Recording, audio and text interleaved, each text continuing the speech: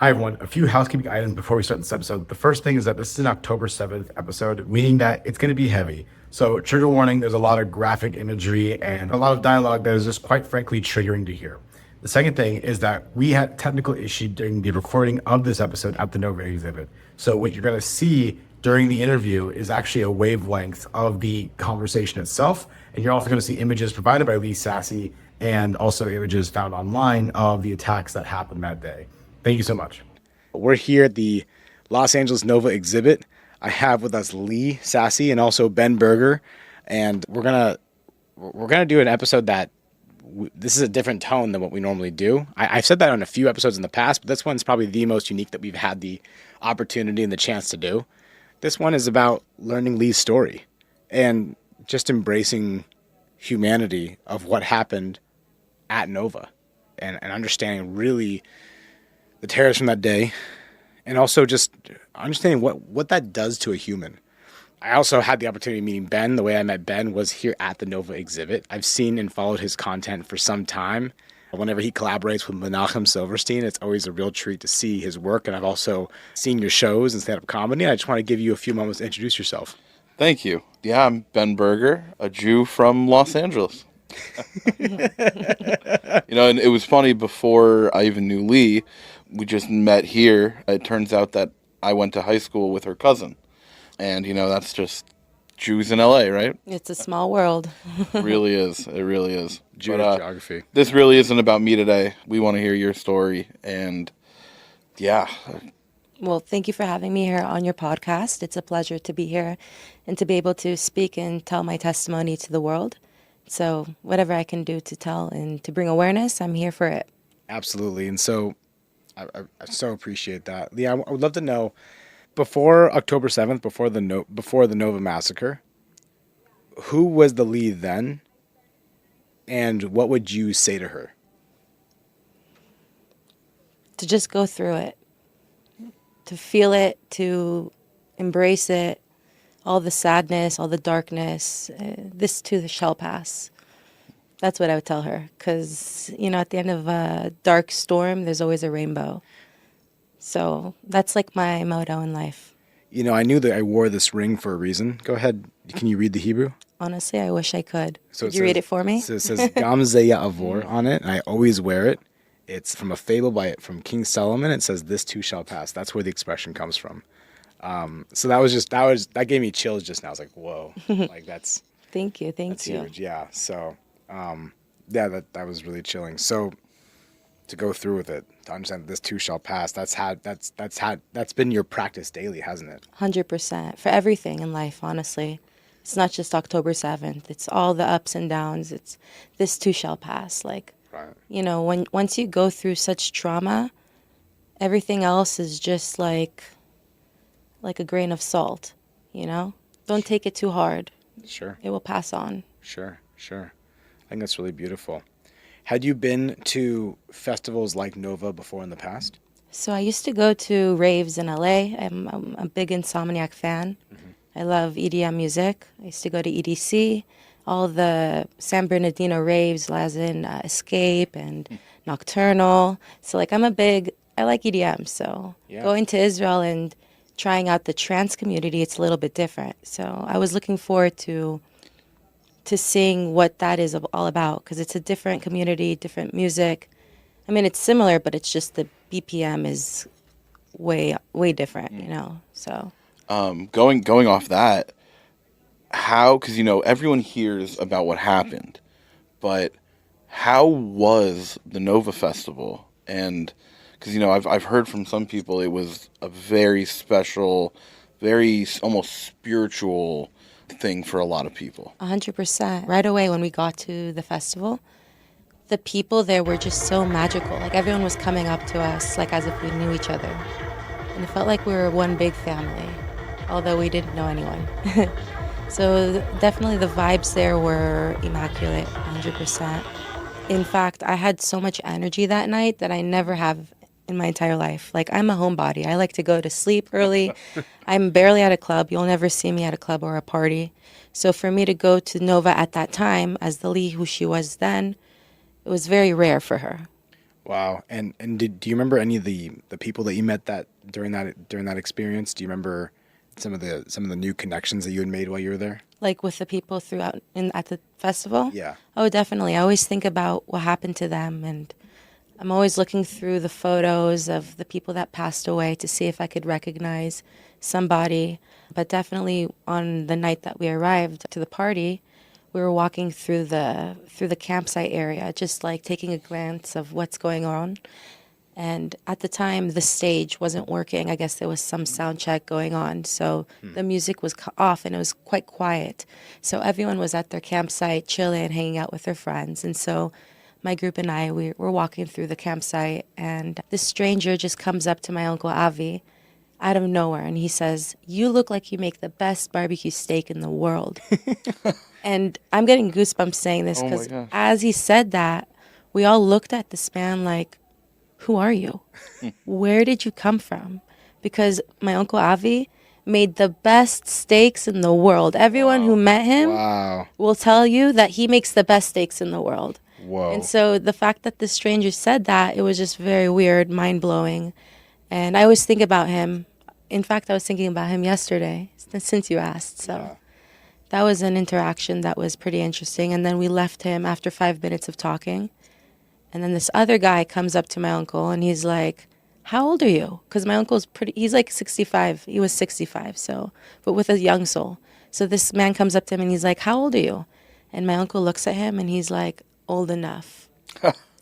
And I always think about that comment that he said, because he said old enough. It's not like he said, "I'm 65." It was like as if he knew that that was that was the ending. There's a lot of coincidence, a lot of conversations that we had that night. That's just like, it's weird. You know? With that being said, do you believe in coincidences, or do you 100%. think things happen for a reason? I believe both. I think I think the coincidences is what happens for a reason, in a way. Like everything that happens was scripted from Hashem. Hashem planned everything, even though it's sad and it's horrible. But there's a reason for everything. And as long as you have that emunah in you, I feel like you can just see all the dots and kind of like understand it as you go, as time goes on. Now, were you always connected to God? Were you always observant or religious or? So I'm not as religious as I'd like to be. I feel like there's always I feel like there's always room for improvement on being religious. But 5 years ago, when I met my ex-boyfriend, Shai, who comes from a religious home, he taught me a lot about the religion. And he showed me a lot. And I'm not the type of person that will do something if you tell me what to do. I'll do it on my own. So throughout like our first few months of being together, I was doing a lot of research within my family to see if we had any, because I'm Jewish, I just wanted to see if I had any religious people that are very religious, like, because I know that there's spiritual rabbis in the back, like back in the years. So I was doing research and I was asking my family if we had any rabbis in the family. Everyone was saying no. And then my 21st birthday came, which was 5 years ago. And on my birthday, I got a phone call from my uncle, who lived in Israel at the time. And he said, "Lilush, I remember you asking me if we had any rabbis in our family, and I forgot to tell you that we had a great-great-grandpa, like four generations back, over 100 years ago, that lived in Libya, and he was a big rabbi that used to heal people.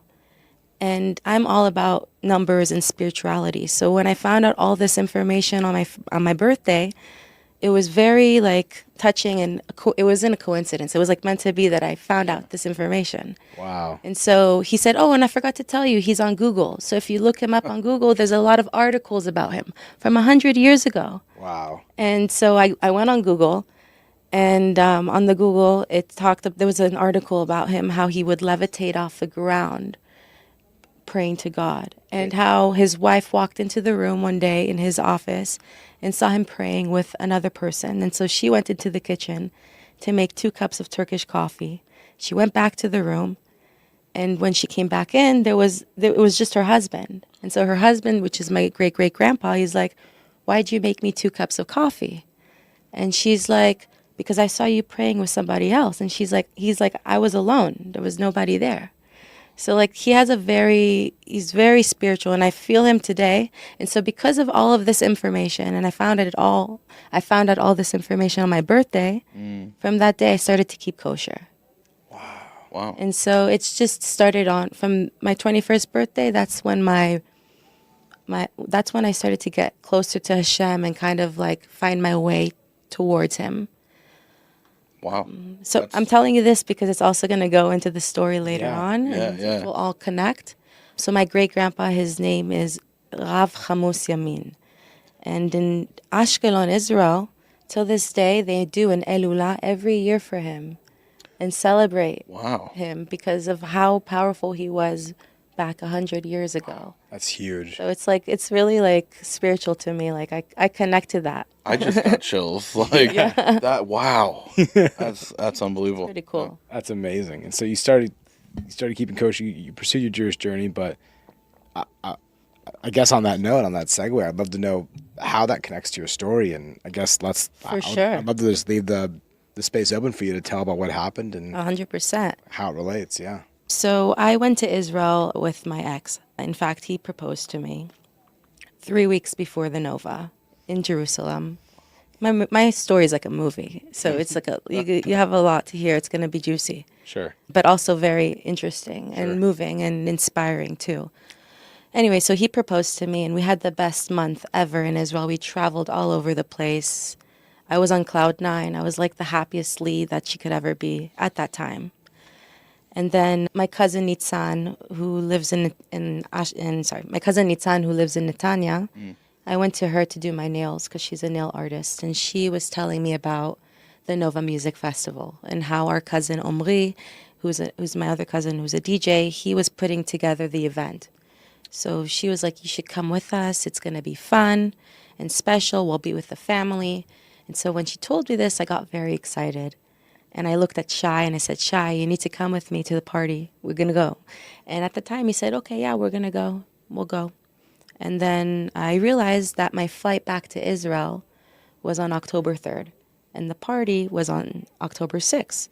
And so I was like, okay, I have to call El Al to change the flight. And so I called El Al, changed the flights because I was determined to go to the party. There was no way I wasn't going to miss out. So I did that. And then a week before the party came, Shai realized that the party fell on Shabbat and it was on Simchat Torah. So he was telling me that he can't go to the party. And to be honest, I was a little bummed out about it. I did argue with him a little bit. I mean, who wouldn't if that was your significant other and newly fiance? So I was like, "We have to go." And he's like, "No." And I was like, "Okay, whatever." I let it go. And he's like, "You can go, though. You can go with your cousins. Reach out to them and see if they can pick you up." Mind you, I was in Ashkelon at the time, and my cousins live in Netanya. So that's like a 2-hour difference, like 2-hour drive. So I was calling my cousin Danielle, who happened to be in Israel at the time as well. She's from Los Angeles as well. I grew up with her here. So I felt more comfortable to reach out to her and ask her if I can go with her because I knew her more. So I called her and she said, "Yeah, you can come with me to the party." And so I kind of relaxed because I was nervous that I couldn't go to the party. I was like even thinking about renting a car.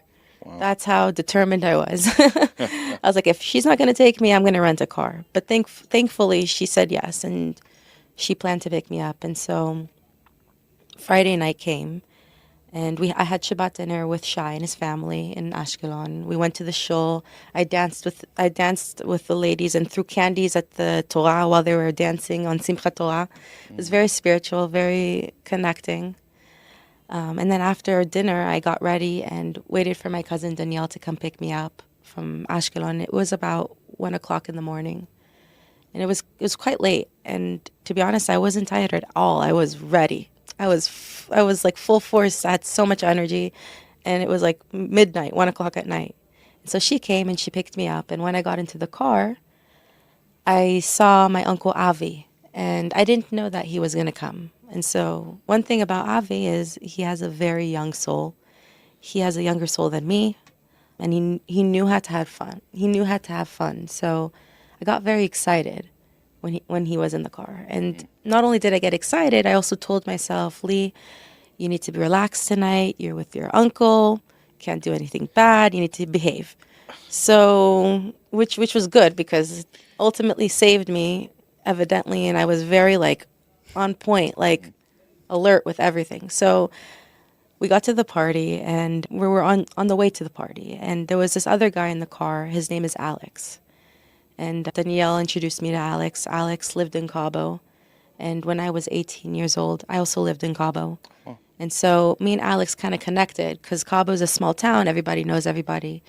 And so I started asking him, who do you know? And he's like, I know this guy. I know this person, this guy. And I work with this man named Ilan. And so when he said that, I got really excited because I used to work for Ilan in Cabo. And I was like, oh, that's so crazy. What a small world. Small like world, you live yeah. in Cabo and you're here and we're going to a party together. So he calls Ilan and we FaceTime Ilan in the middle of the party. It was just crazy. And then we realized that Alex was a good friend of my dad's. And when he realized that, he was freaking out. He's like, you don't know how much I love your dad. He's the best, da-da-da. Hugging me more like I'm his little sister now. It was kind of crazy. Like, what a coincidence. And then, the party started. We were dancing, having a really good time. We got there at around 2:30 a.m. And we were there until, like, the rockets started to shoot. And I would say 10 minutes before the missiles started to go off, my uncle, he's like, let's take photos. So I take out my phone and I start taking selfies and videos and a video of Avi dancing. And it was just it was a good time. I'm really grateful for that moment because if I hadn't had that moment, I wouldn't have had these photos with him and memories because I barely took photos that night except that time. And then we went to the restroom, and while I'm waiting for everyone to do their business, the missiles started to go off into the sky. And me coming from LA as an 818 girl, I thought those were fireworks. And so I took out my phone and I'm like, oh, look, there's fireworks. And then I was like, wait, can't be fireworks. It's morning time. The sun is out. And then I realized that it was missiles. And when I realized that there were missiles, the music was still going off. Nobody noticed. And so I got terrified and I started to notify everyone around me. And then I looked at my Uncle Avi and his heart kind of like, his face became very pale and his whole like body language just changed in an instant. And we all started panicking and like ran to the car. And so when we ran to the car, there was a lot of people running and there was chaos going on around us, people screaming and shouting. And then all of a sudden I start hearing like booms going off. And from what I understand now, the booms that I was hearing, it was like the missiles that like fell nearby. And it was really loud. It was kind of scary, but we continued to run to the car. And we got to the car. My uncle's like, we need to find a bomb shelter because within protocol in Israel, that's what you do when rockets are going off, is to find a bomb shelter. So we got into the car, got onto the main road, and my uncle's like, which way do we go? Because there's two options, either turning left or right. And so we decided to go left towards the way we came from, because on the way to the party, I saw a lot of bomb shelters at every bus stop. So I kind of directed him to the bomb shelter. And then we came there, arrived, and it was about a 5 feet by 8 feet box. It's smaller than this. I would say it's like the size of this room, but it's also included with the hallway. So it's even smaller. So we were like 10, 15 people inside when I entered. And it was very claustrophobic. It was hot. Everyone's freaking out. And me coming from LA, I felt very safe in this bomb shelter. I felt secured. So I took out my phone and started to make phone calls with my family, called my ex-Shai to let him know that I'm in a bomb shelter and that there's missiles going off, just so he was aware.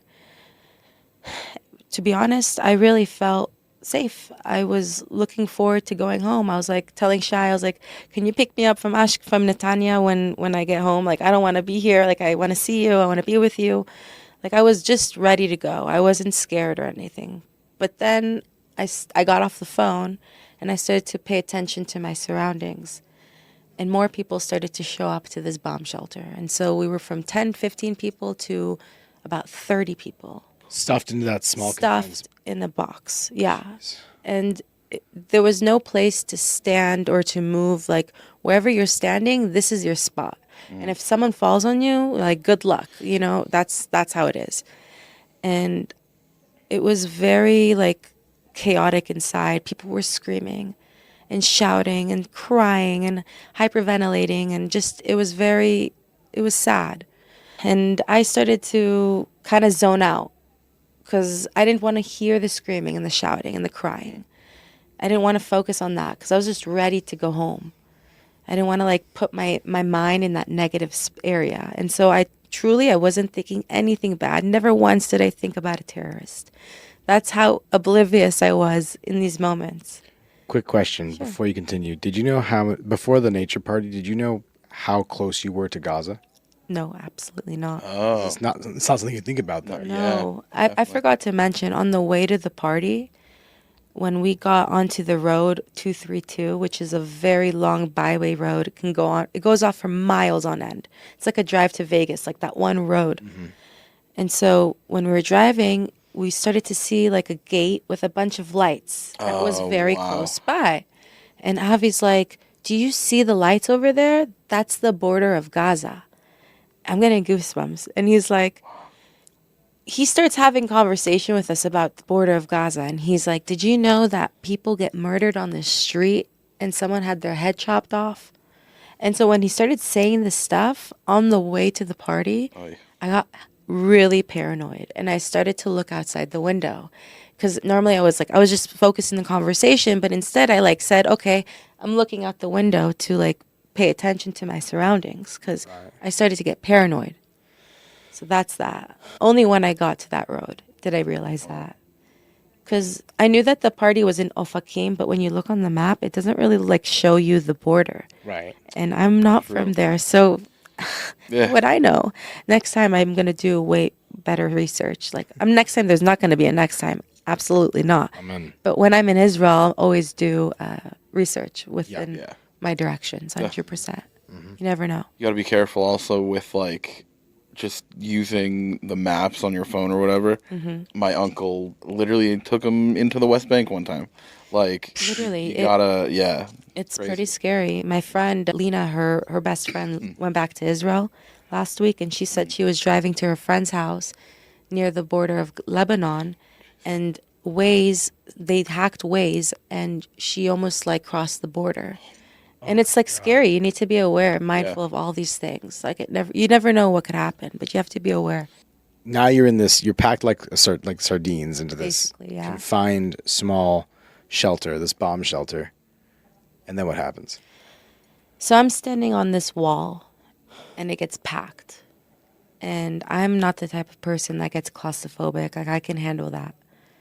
And something in my head said to leave the bomb shelter, like to go outside and take a seat on the floor. Because at this time, it was around 7:15 in the morning. Mind you, I hadn't slept all day, and I'm exhausted. And so I go outside, and I leave my spot. And when I leave my space in the bomb shelter, never once did it occur to me that when I get back in, I'm going to get that spot back. I just left. And I went outside. And as I was about to lean down and take a seat on the floor, I overheard my uncle speaking outside the bomb shelter. And I turned my head, and he was talking to a Bedouin man. And at the time, I didn't know that he was Bedouin. He looked Arab. And so I got very paranoid because my uncle is very paranoid. He's way more scared than I am. And I couldn't imagine him speaking with someone like that at this moment during rockets going over our heads. Not trying to be racist or anything, but, like, that's just was my instinct. And my heart sunk to the floor, and I felt like something bad was going to happen. So I went up to him because I saw him give his phone. Sorry, I saw him give his phone. Like, I'm trying to show you. Yeah. I saw him give his phone to this man to make a phone call. And I was like, why is he doing that? So I went up to him and I said, what's going on? And my uncle, he ignores me. He's like, let's go back into the bomb shelter. And so when we walk back into the bomb shelter, you need to go into the hallway first. and it was completely packed. There was no way for us to get into the hallway even. So we stood outside the hallway, like right before you enter, and we just stood there, chilling there, hanging out until it cleared out for us to go in. And a group of kids, they started to run and scream at the top of their lungs towards us. And so when all of that was going on, myself, including everyone else in the bomb shelter, we all started panicking and screaming, and everyone kind of ran inside more and pushed everyone on top of each other. And from that impact, me and Avi got into the bomb shelter from that push. And we all fell on top of each other like a domino effect. Like we're all like literally like on top of each other. It was hard to get up. Someone was on me, I was on someone, and I felt really bad. Like I'm very cautious and aware of my surroundings and others. And so I felt really bad. Like I was squishing like this tiny girl behind me. And I'm not like, I wasn't a big girl. I wasn't a small girl at that time. So like I felt really like I felt bad. And so I looked at this guy and I said, "Hey, can you help me up?" And he looks at me and he's like, "No, I can't help you." I'm like, "Okay, thank you." So like I try to like help myself up, and I got up, but everyone's screaming and shouting and crying. And then more people started showing up, and it just got even more packed. And we're like 50 people at a point, 40, 50. And this Bedouin man that was speaking to my uncle, he was standing in the hallway in the front next to Alex, our friend. And Alex, he was very tough. Like from the beginning, he said, "Don't worry, I'm going to protect you guys. I'm going to guard the bomb shelter and make sure no one enters." Like he really saved us and helped like block the hallway, which I believe evidently saved us from the terrorist entering more in, which I'll go into details later on that point. And then this Bedouin man started to scream in Arabic, "Ana Arabi, Ana Arabi," like on top of his lungs. And from that second, bullets on an automatic weapon started to go off towards the hallway of the bomb shelter, killing Alex, the Bedouin man, and everyone else who was in that entryway. And the terrorist was shooting for like 20 seconds straight. And then he walked into the bomb shelter by going through the hallway and stood in the doorway of the hallway and the bomb shelter and started to shoot inwards, killing more of us. And mind you, this bomb shelter doesn't have a door. It's doorless. So he stood in the doorway, shooting towards all of us. And I'm towards the entryway as well, but there was so many people in front of me and around me. So it was kind of, I was saved by the bodies around me, basically, from the bullets and all of that. I mean, I got grazed by the bullet, but that's nothing. Like literally the bodies around me all saved me. And from that second, they threw in a hand grenade.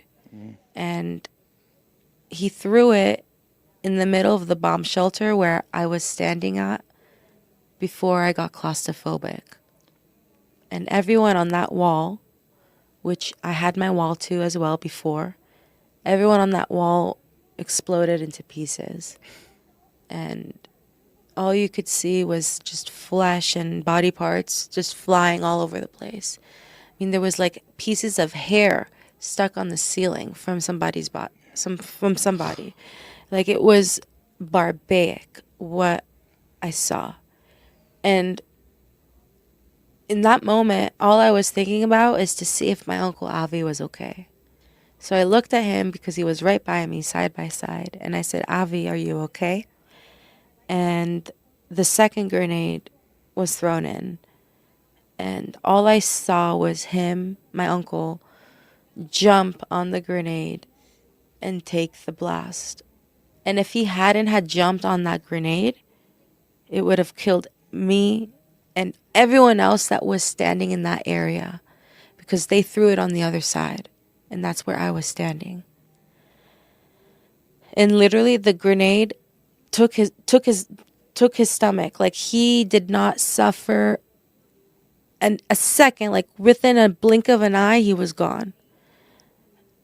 And I'm so grateful that he didn't suffer, because if he had suffered, I don't know how I would have handled things, because I'm an empath. Like I care about others. I will put myself aside and help others before me. That's just who I am. So like, he really saved me. He 100% saved me, and he's a freaking hero. Mr. Lee Sasi, he's a hero, and I love him so much, and I always think about him. But when I saw him die, I didn't have time to focus. I didn't have time to acknowledge it. I witnessed it. I saw it, but I couldn't cry, couldn't think about it. It was just like go time. Like you just need to focus to survive. That's all you have to do right now is to survive. Nothing was stopping me. And so when he died, the second that like my survival mode instincts kicked in, I was thinking about all these plans in my head on what to do. So I grabbed Avi's body, and I remembered that he had his car keys in his pocket. So I started to put my hands in his pocket to try and get the keys, and I couldn't reach it because he was wearing, like, I guess, you know, the body was swelled up, so I couldn't put my hand in his pocket. But then I saw his phone fall out his back pocket onto the floor. And I'm like, okay, great. I'll take his phone. So I took his phone and I put it like in my bra here, because like I didn't want to put it in my purse because I had bodies all over me. I needed it really easy to like grab and go when I needed to talk. And so I put his phone in my bra, and I looked at my phone, and I saw that my phone had 20% battery. So I'm like, oh fuck. Like I need to like figure out what to do when my phone dies. Like all of this is going on in my head while they're attacking us. So I go onto my phone, I go onto the group chat, and I need to get Avi's password. How am I going to get it? So I go into my group chat with my cousins in Israel. And, you know, when I was going through all this, I didn't have any empathy or like, oh, I'm so sorry, Avi died. Like I wasn't thinking about like how to say what happened. I was just like texting to get help. So I wrote in the group chat with 50 of my cousins. I literally said, Avi Sasi is dead. He died right next to me. I need his iPhone password. And then my phone, of course, started to blow up. And my phone was nonstop going off on calls. And you know, when people are calling me and texting me, I'm losing battery. Yeah. So I'm going back in the group chat, and I said, please stop calling me. Stop texting me. I need to survive. Send me Avi's password. And then, like, everyone thinks I'm like lying, and they're like, are you on drugs? What's going on with you? You're lying, this and that. Like, no, during all of this is going on, the terrorists are outside the bomb shelter, and they're telling me that I'm lying.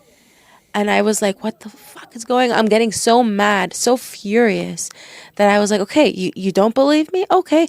I literally take out my phone and I filmed what was inside the bomb shelter. And I said, this is Avi. There. I need help. And I sent it. And like, I didn't have service, so I didn't really fully send, but I'm glad that I had that video to be able to like show people, because no one can understand what we went through unless I had these footages. And then I sent it to my family. They ended up getting me the password. Like I was just thinking about all these things. It's crazy what your mind does when you're going through this. Mind you, there's bodies all over me. People are suffering to death from explosions, and they're dying to death, literally slowly. And it was so hard for me to just look at them, and they're right across from me. I can literally grab my hand and help them, but I couldn't do anything because all I was trying to do is survive and stay alive. And the terrorists were like, they could see that side, so I was scared. And so this was going off for like 8 hours straight. We were attacked every 30 minutes. And there was a time where a terrorist came and they threw in a Molotov cocktail inside the bomb shelter. And when they threw it in, the bottle didn't shatter for the glass to light on flames. But because there was so much fluid inside the bottle, and they lit like the fabric part of the bottle on fire, like they lit that, but when they threw it inside, it didn't catch on flames. So instead, all of the fluid was creating a dark smoke from that little light that was attached to the bottle. And it was like everyone was suffocating of smoke. It wasn't like a regular smoke. It was like fire smoke with gasoline fluids inside. It smelled like metal, and it was coming into the room because it was thrown in the middle. So like it was like literally like the whole bomb shelter was full of smoke. Everyone was choking to death. I was literally at a point where I was ready to run outside and get shot to death. Like I was like, I can't handle this anymore. This is traumatizing. I'm guessing people did. I think there was people that ran out for sure. I wasn't focusing, but I know that there's some people that died just from heart attack, probably even from the smoke. The smoke probably killed a lot of people. Like it was I passed out from the smoke, and I'll go into that more. But when the smoke was going off, I was standing up, and I started to look around me. And mind you, a few moments before we were attacked, we were all standing up, and there was no way for me to move my arm. And I'm looking, and everyone around me is on the floor, either dead or under the bodies. And I'm standing there like full bare, like in the open, like if the terrorist comes, I'm like a goalie for him, you know? So I realized that I need to go to the floor. And so I took my jacket off my waist, and I wrapped it over my face to make it like a mask from the smoke. And I got to the floor, and I crawled into a ball, and I started to like fantasize myself scuba diving in Eilat, because a few weeks before I was doing a course there, and they taught me how to focus on your breathing, because when you scuba dive you need to focus on your breathing. And so I started to do that, and when I did that, my ears were ringing from the explosion, mind you, like a ringing noise. And I kind of like disappeared from the bomb shelter mentally. Like I wasn't there. Like I was there physically, but my soul and my mind was gone. Like I was not there. Like I started to like experience like my whole life in a timeline from the age 1 until the moment I was in that bomb shelter. Did you, when this was all going on and you were doing this, and you say you were in a different place, I'm curious, just from what you've told us earlier, did you see your great-great-great-grandfather? Yeah, I'm going to go into that too. Wow. It's all connected. So Wow. I started to see a timeline of my life. One main part that I remember to this day was my bat mitzvah. Like I remember in the bomb shelter, being a kid at my bat mitzvah at my uncle Kobe's house, like partying with my family and just like having the time of my life. Like I just saw all of this, and then I started to see like Shai, my ex, and I saw him marrying somebody else in the bomb shelter. I saw him marrying somebody else, and I was okay with that. I was like, okay. He's going to marry somebody else. He's going to be with somebody else. And it was just really weird. Like I started to see a lot of things, but never once did I say I'm going to die. I never felt like I was going to die. I was just like in a trance of, it was so like, it's like, I felt like I wasn't like, I felt like I died and I was in heaven and I came back. Wow. And when I woke up back into my body, the first thing I did was scream Saba Hamas, which was my great-great-grandpa. Wow.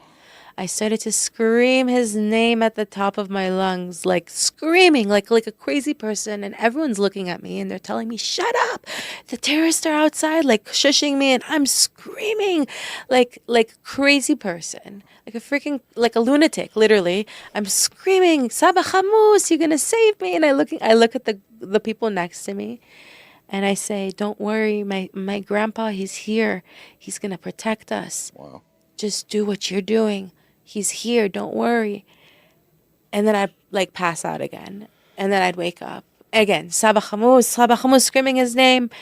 And it was like an ongoing cycle. But every time that the terrorist attacked me, I felt like somebody else took over my body to tell me what to do. Like it wasn't me that did what I did. Like I had like guidance, like my angels were telling me what to do. Like I was just a puppet and someone was telling me what to do in these moments.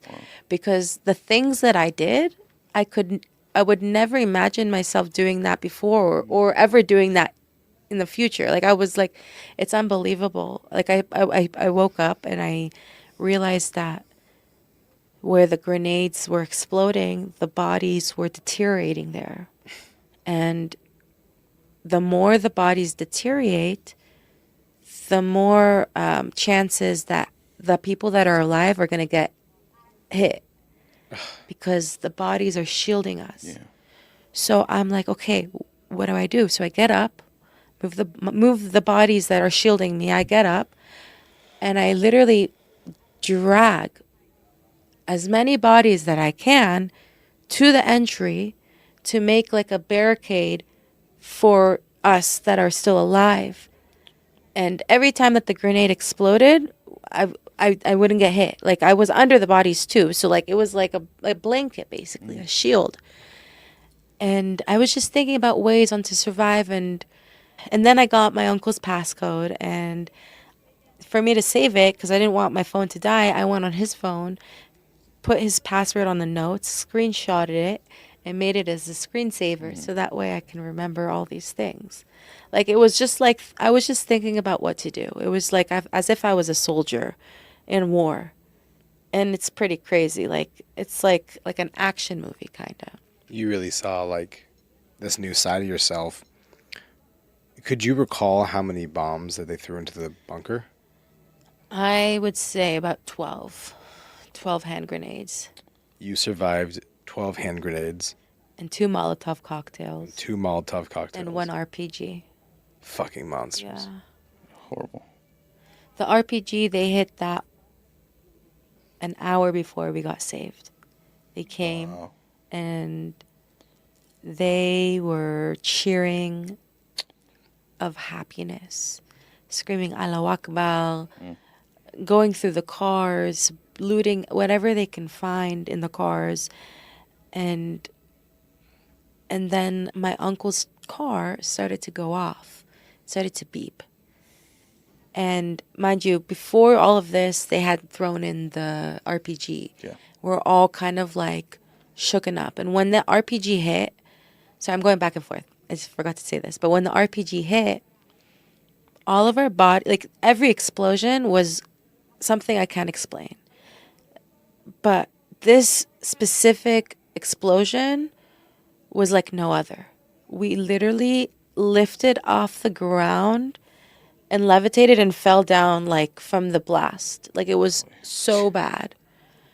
And sparks were coming in and fire. Like I really thought that was it. Like that I'm dead. I thought my legs were gone. Thank God it was just shrapnel burning into my thighs and my calves. So like that's what I thought, but it wasn't. And then the terrorists started to cheer and my uncle's car started to go off. It was beeping and the terrorists were getting pissed at the car. And so they started to shoot at the car nonstop for like a good 5 minutes, going off and the car is beeping and they're just fighting with the car. And then they get pissed and they're like, khalas, and they get back in their cars and they drove off. And when they drove off, that's when the car stopped beeping. Oh my God. It was kind of funny. And I remembered this all going on. I'm like, that's my uncle. He Yeah. pushed Looking out them for away. you one more time. Wow. He's looking out for us one more time. That's so amazing. Yeah, and mind you, all of our senses are shut off. Like we cannot feel. I can't feel anything. I can't smell anything. Thank God. If I could smell in that bomb shelter, I probably would have ran out. Oh. Because after a few hours, like blood, it was like a bloodbath. Like flesh bloodbath. And after a couple hours, it starts to smell. Like imagine putting raw meat out in the kitchen countertop overnight. Like even 2 hours, it's going to start smelling. You know what I mean? So like it was really like I'm so grateful that I had no sense of smell or touch. Even feeling like nothing. I was sweating to death in that bomb shelter. And I didn't realize that I was sweating until about 1 o'clock in the afternoon, after like 7 hours of being in the bomb shelter, I started to look around, and that's when my senses started to come back a little bit. Everything was still shut off, but I started to be more aware of my surroundings. And I was looking at my hands, and my hand looked like I was in the pool for 10 hours. You know, when you like sit in the, it was like what's it? Pruny. It was very pruny. pruny. Like my whole body was pruny, my hands. I looked at my shirt, and it was soaking wet. I didn't understand why I was soaking wet. It was from all the sweat. We were all on top of each other, bodies on top of each other's. But I couldn't focus on that. I was just focusing to survive, you know?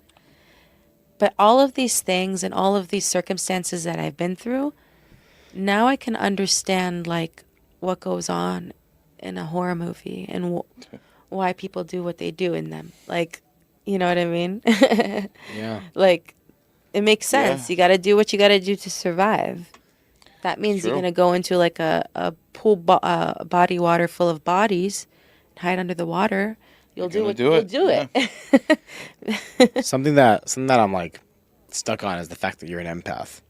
Yeah. So an empath is someone that feels extreme empathy to the point where they are physically having reactions to what others around them are feeling. 100%. So what did you feel in that bomb shelter? And how are you even alive to tell the tale? I can't imagine. What did I feel? I felt very numb in the bomb shelter. I'll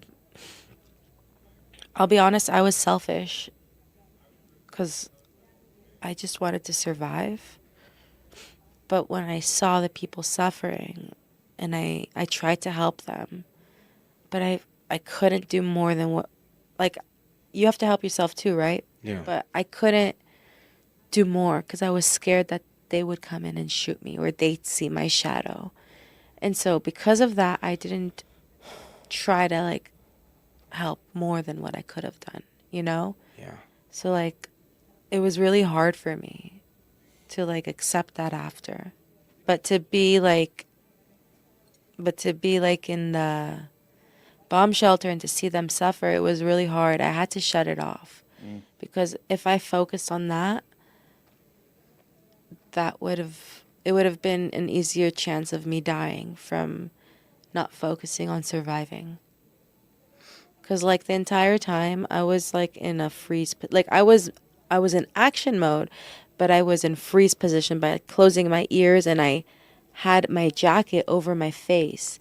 And so I wasn't looking and I wasn't paying attention, because when you pay attention, it like scares the crap out of you. I needed to be like within myself. So I kind of felt safe by going under the blanket and hiding under the bodies, because I couldn't see them and they couldn't see me. And that also meant that I couldn't see the dead people too, because I didn't want to look at that.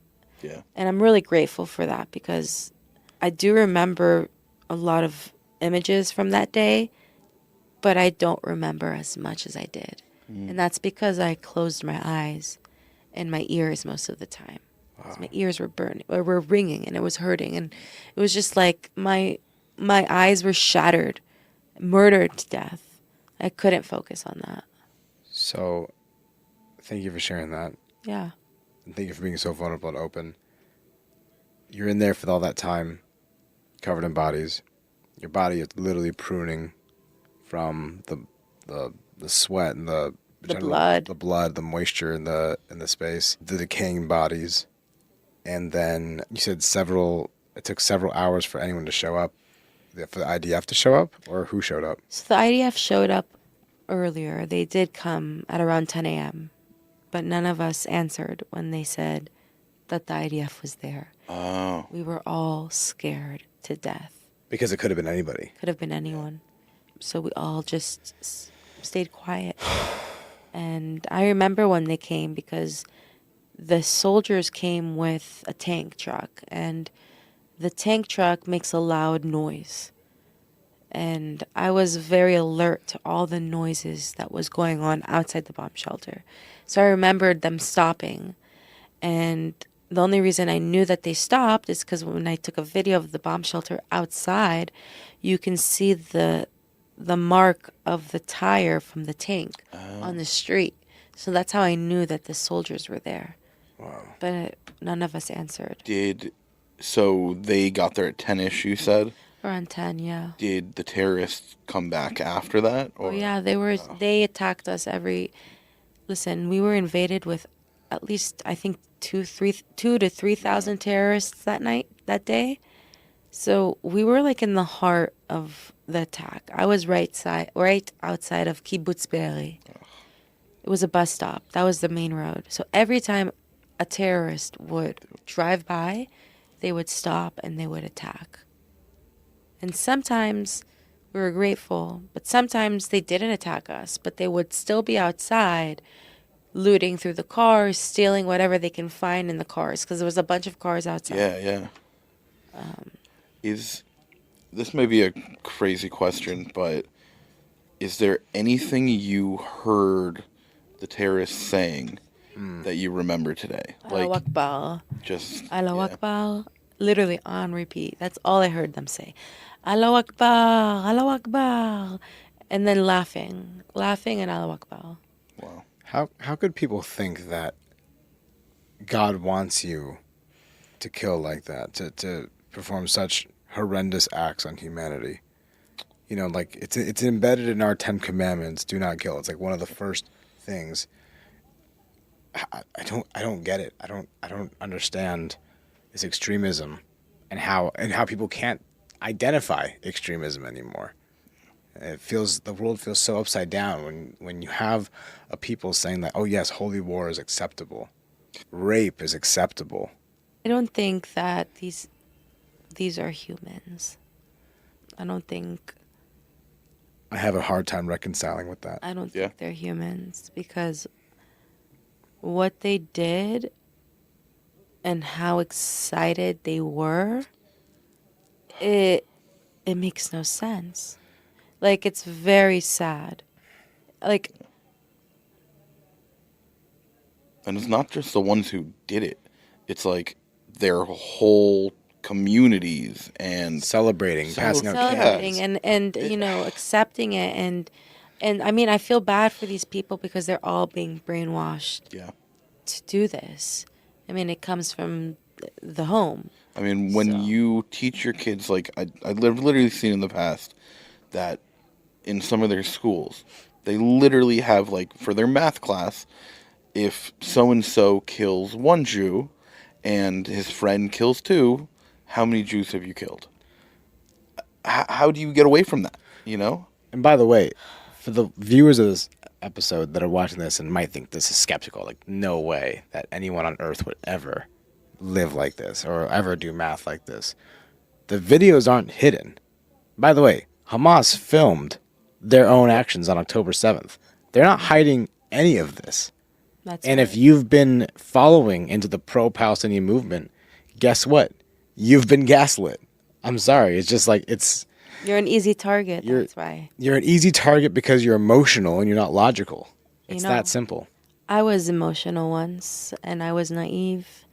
And when you are emotional and naive, people will take advantage of that. And they will make you into something that you're not. So you need to, like, do your research. Literally go to a library and open up a book, not Google. Sometimes Google will tell you stuff that's not true. Literally, like, actually do your research, and you'll actually find the truth. It's all there. But unfortunately, a lot of people like to learn news on social media, like TikTok and Instagram, and their friends and whatever is popular at the time. It's not about what's popular. It's about what's right. And it's really sad, but as long as this is going on, I'm going to try and bring awareness and, you know, put facts in people's faces, because facts overvalue lies. Yeah. Is that a good way to say that? Overvalue? I would say, yeah. I mean, like you hear a lot of people, you know, like move away from the movement when they hear this and they know that it's from Ben Shapiro, but Ben Shapiro says it really well: facts over emotions, facts over feelings. Like facts over feelings. Like, by the way, like, you know, I'm not trying to bring politics into this at all, but like, as someone who sees himself as who, I once considered myself pretty liberal / Democrat. I was, very emotionally charged as well.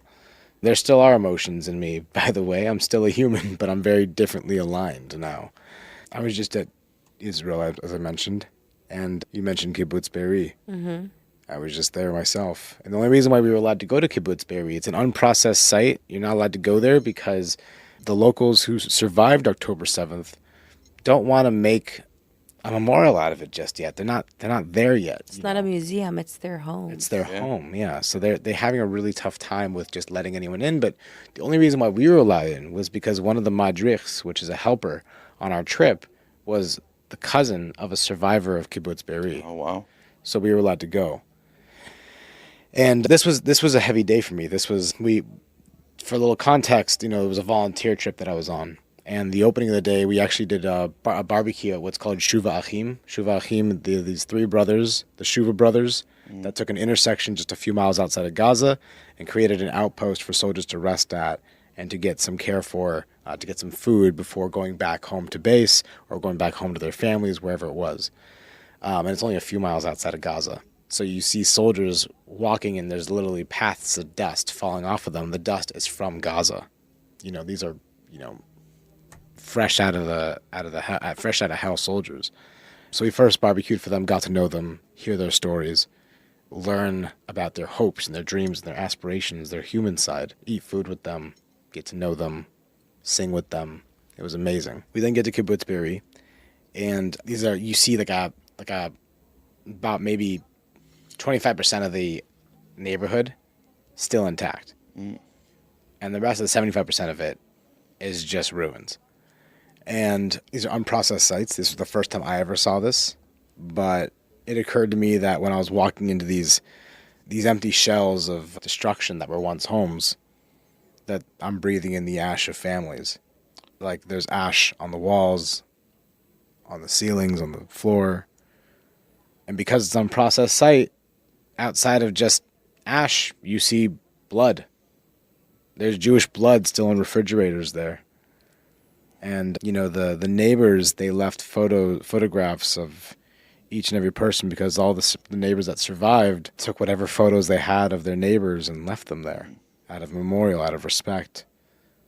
And you can really feel it. And it's heartbreaking. These are, by the way, here's the most heartbreaking thing about Kibbutz Be'eri as a whole, okay, is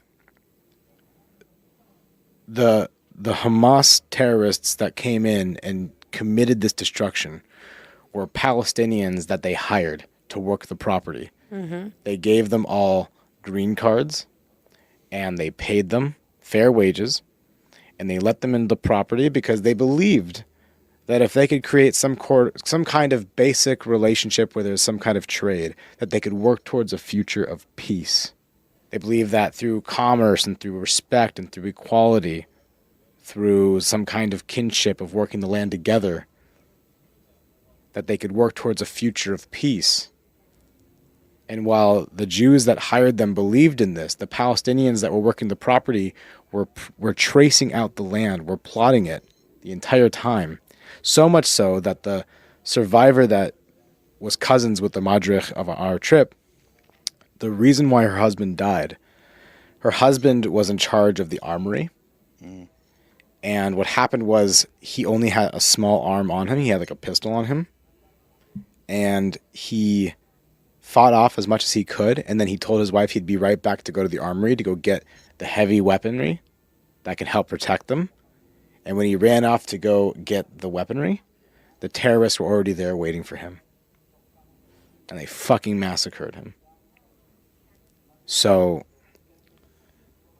it gives me chills, and it's made me think so differently about everything. And what people don't understand is that this isn't about right or wrong anymore. This isn't about working towards peace anymore. This is about survival of the Jewish state.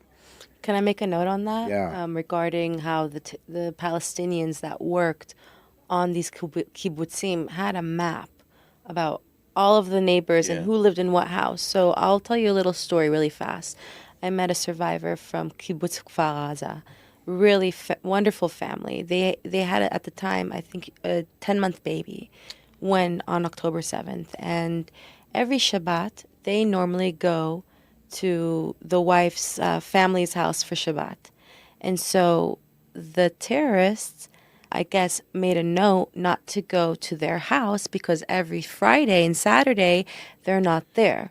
So they made an X on the map not to go to this house. And they ended up my friends, they ended up not going to Shabbat out of town that weekend and stayed home. And when all of the chaos was going on, they had left the back door of their house wide open. And so they didn't have time to go and close the door. They just ran into the bomb shelter to hide in shelter. And not once did a terrorist walk into the house. And the door of the house was wide open, and not one person came in, but they heard all of the terrorists outside, but they didn't enter into the house. Wow. And so it's just crazy. Like, it just shows that, like, they had a map of everybody in every house. Sick. It's really sad. Horrible. Sick. Horrible. Thankfully, they survived, and they're here today, but like it's just so sad, you know. Wow. Yeah. The last part of that day, we went to Nova. And have you been to Nova since, by the way, out of curiosity? I'll be there in a few weeks. So what you're going to hear is the war actively happening. That was something I was not anticipating. Because it's only a few miles away from Gaza. So we're only 5 kilometers away from Gaza. When I was there, we actually was with Simchat Torah with the yeshiva there, and the way that the yeshiva works, by the way, is anytime there's an organized trip that's associated with Aish, they let anyone who's in the yeshiva go onto the bus. And so, whatever image you have of a yeshiva student in your head right now, go ahead and just imagine it for a second. This guy was the exact opposite of that image. His name was Benny, and as opposed to the very modest look that you would get from a yeshiva student, this guy is wearing short shorts that are jeans, a tank top. He has tattoos all over his arm, bracelets that go up to his elbow. He has a very distinct haircut. When I first saw him, I was like, I don't know who this guy is, but all right, we'll just go ahead and accept him. Sounds like my type. Right. Well, unfortunately, so not unfortunately, it wouldn't work out because he's gay. So I'd make a shidduch, but that's not in the menu right now. No, it's okay. Hashem knows what's in the menu for me. Exactly. So he was a Nova survivor as well. He's probably the first Nova survivor I ever met. And his story is that he survived Nova. He ran to the fields. There's very well seen, well documented footage of people running in fields and Hamas terrorists shooting at civilians just running away. Yeah. He went with 5 of his friends, and he was the only friend that came out alive. And after that, like he sensed that God was with him, and he knew that he needed to get closer to God. And he went to the Aish Yeshiva, and he's been to the Aish Yeshiva ever since. Wow! He went directly from Nova to the yeshiva, which is insane. After October 7th, I got close to a rabbanit because I wanted to get closer to my roots. Mm-hmm. And so she told me she offered me to go to Aish Aspire in Yerushalayim. Mm-hmm. And I was ready to go and doing it, but the war came up and the Nova exhibit here, and I felt like I should stay here a little bit to kind of like work and stay busy and have like a good purpose, although Aish is also a good purpose. But also when I signed up for it, they told me that there was a Nova survivor that started going to Aish and became really is in the process of becoming really religious. Wow. So it's like beautiful to hear that you say this, because I heard about that a little bit. He's amazing. He's amazing, and that's beautiful. So I want to talk about that because you survived this insane, against all odds situation. Thank God. Yeah. Thank God. Yeah, thank God. I always say thank you. I'm so like grateful for life and grateful for everything. All the good, all the bad, everything has a reason for it. It's like that's what shapes you into who you are today. With everything that happened to you, how do you even muster up the strength to say thank you for anything? I literally survived under dead bodies. If I survived under dead bodies and missed bullets and missed missiles and RPG and a hand grenade, I can do anything and I can survive anything. And, I feel like that will be the most traumatic thing I'll ever go through. Hopefully. Hopefully. I don't want to go through anything else like that. Hopefully. Yeah. But I feel like whatever else comes to me in life, it's just like a bruise, you know? It's not gonna knock me down. It's just gonna make me stronger. And whenever I feel weak, I always remind myself, Lee, do you remember who you were on October 7th? And then it kind of like gives me that confidence to be who I want and accomplish what I want, because I'm a badass. Yeah. Fuck yeah, you are. Love that. Thank you. I wasn't thinking like that before. This is all new, to be You know, honest. I feel like when you go through something like that, or just any loss or trauma, when you move forward from it, you know, you just got to keep going. You do it for yourself, but then you also do it for the ones you've lost. And yeah, you got to keep going. That's true. I mean, after October 7th, it was like very hard for me. Only recently have I been looking happy and having light in my face and my eyes, but it wasn't like that for a very, very, very long time. I would say from the day I came home from Israel, which was on October 26th, all the way till April 1st, which is quite wow. some time, Yeah.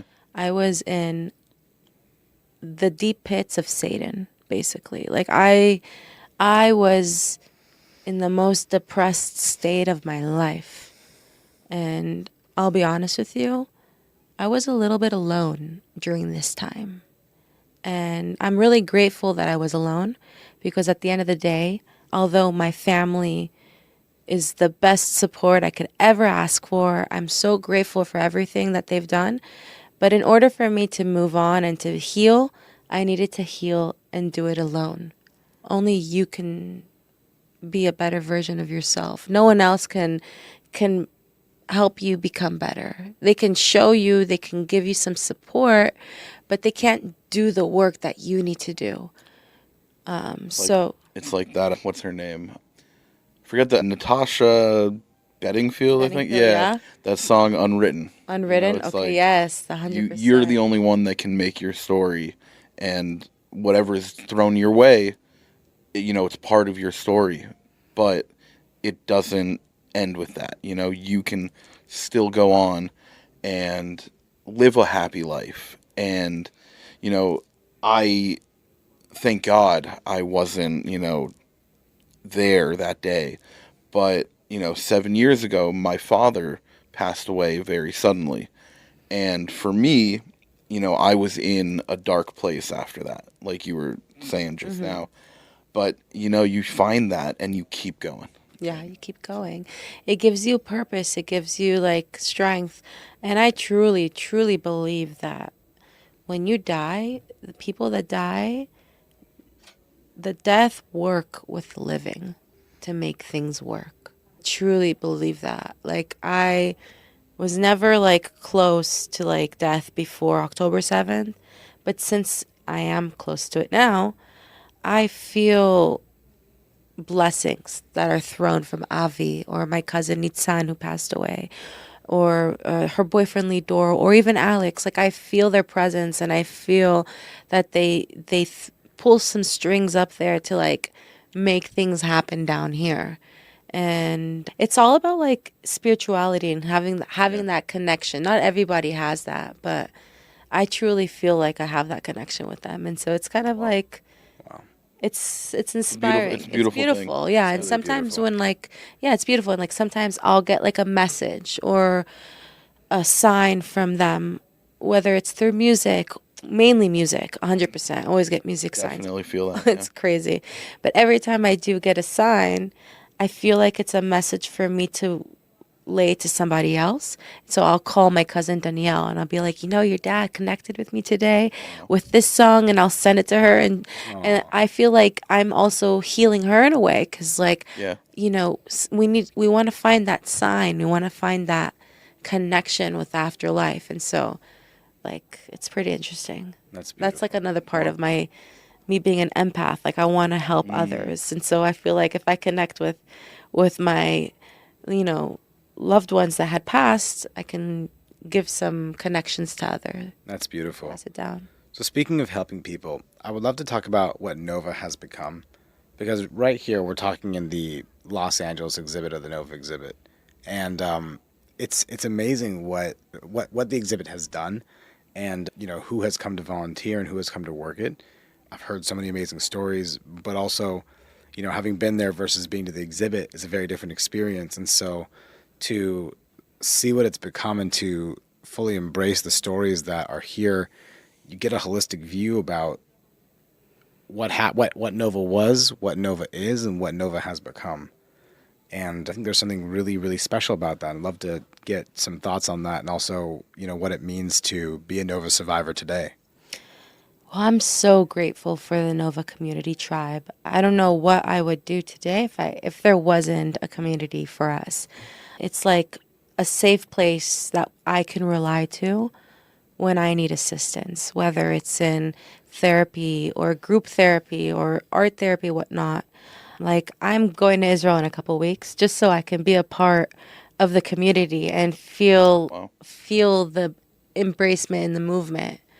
To be working here at the Nova exhibit, I'm so grateful because I feel like I'm doing something that I love, which is talking with people and connecting with others and bringing awareness. I feel like it's a big mitzvah. And also, I'm trying to raise money for the Nova community, for the tribe, for the therapy, and for the Nova house that they're in the process of building. They haven't started building, but we're in the process of raising money for. Amazing. Which is basically a home that is going to be based for all the survivors and victims that were affected from the Nova, for them to go to, and they'll offer them therapy treatments, surfing lessons, art therapy, animal therapy. Wow. And so this is going to be going on for the next 20 years. I think that's how long the house is going to be run. That's their goal right now. That's huge. So the whole reason why they brought the Nova exhibit here is to raise money for the Nova healing journey. Wow. I mean, That's amazing. That's the beautiful. whole thing was donated from what my understanding, and everything, all the proceeds that are spent in the Nova exhibit goes all towards the healing for the Nova survivors. And we're also going to include the link to donate in the description of this episode. Yes, definitely. It's a big mitzvah, any dollar. I mean, donations is you don't know what I believe in karma. I believe in when you give out, it comes back to you in different ways. To go into that topic really fast, and then you can close it off whatever you want. Sorry. Yeah. A week before October 7th, I was driving home from the Dead Sea, and we stopped at a gas station, and there was this religious guy asking for money to fill up his tank. And so my ex, he's like, "Sure, I'll fill up your tank, but where do you want to go? What do you need to do?" And so this religious guy looks at Shai and he says, "I'm going to the tzaddikim grave and I need to fill up my tank because I don't have money for that." So Shai's like, "Okay, no problem. I'll fill up your whole tank." Wow. And it was a Hatzalah volunteer guy. Wow. Okay. And then when I got saved on October 7th, and the father and son of the girl that was with me in the bomb shelter came and saved us, he took us to a safety spot. And then then an ambulance picked us up and took us to Soroka Hospital. But mind you, where the ambulance picked us up was in the war zone. And when I got into the ambulance, I looked at the man that picked me up. No. And it was a Hasidic man with a payas that was working for Hatzalah, for the Hatzalah volunteer drive, which was the same volunteer company that we donated money a week before for him to go to the grave. Oh my God. And so I realized all of this stuff in that moment. I was like, wow, that is amazing. It's amazing how Hashem does things. When you do something like this, it's going to come back like this. But you can't expect it for it to come back. Yeah. That's beautiful. You need to let it go and Gotta just put it out there. Put it out there. Wow. Wow. Hashem works in mysterious ways. Ever since then, I've been donating whenever I can, helping out, even, being here and bringing awareness is volunteering, it's bringing awareness, but it's healing me and it's keeping me strong. Lee, that's amazing. Yeah. That's amazing. So, yeah, that's my journey for now. Wow. one more thing to mention. After October 7th, my ex Shai, who we were supposed to get married, he became very religious. He became, in fact, today he's a Haredi Jew, and he is married. He did shidduch. Already. He's already Wow. married. You had that vision I had the You did? vision. in that Whoa. bunker. I didn't know who it was going to be with. It happened to have been with a girl that I grew up with. Whoa. But she's a really good girl, and she's a good heart. So I wish her all the best. And I'm like, it's crazy for me to say this, but like everything happens for a reason. And so my motto, like when I broke up with him, it was the hardest thing to do. But what kept me strong is this too shall pass. This too shall pass. Gamze Yavor. And so, yeah, Amen. Wow. Wow. Lee, thank you for sharing your story. pleasure. It's beautiful. It's harrowing. You live to tell the tale. You're a hero. And you're connected in such a beautiful way to life and to spirituality. And, you know, may your Uncle Avi, may his memory be a blessing. Amen. Yes. May the lives lost on October 7th, may their memories be a blessing. Amen. And may those that have listened to this episode have gained something from listening to it. This has by far been the most important episode that I've ever had to do, and I want to thank you, Lee, and Ben for being on the show and for you know, giving little old me, you know, a chance to bring you onto the platform. Still from humble beginnings, but still doing really well at the same time. I can't begin to explain the importance and the value of it. Although I'm sure you already know. And, you know, I got to agree. And, you know, people out there, you need to hear this stuff. You need to know what has happened. And people need to know that, like what we've been saying, you're still going. And everyone who has survived the Nova Festival and just everything else that has gone on, we will keep going. Am Yisrael Chai. That's right. Am Yisrael Chai. I'm Israel Chai. Thank you so much for having me here on this podcast. It's an honor to know that this is an important video, one of the most important podcasts that you've done.